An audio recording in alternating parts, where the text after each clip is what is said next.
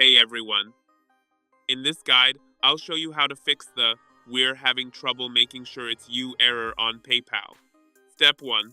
Use a familiar browser or device. Try logging in from a browser or device you've used successfully before. Avoid using a brand new device or browser, as this can trigger extra security checks. Step 2. Clear the PayPal app data. On your phone, tap and hold the PayPal app, then select App Info.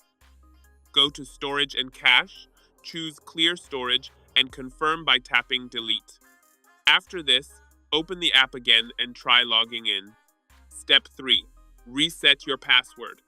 If you still can't log in, go to your browser, search for PayPal, tap Login, and select Forgotten Password. Choose the security code option, tap Next, and follow the on-screen steps to reset your password. Then, try logging in again. Step 4. Contact PayPal support.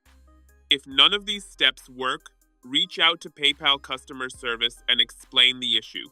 They can help you resolve it. And that's it. Follow these steps, and you should be able to fix the "we're having trouble making sure it's you" error on PayPal.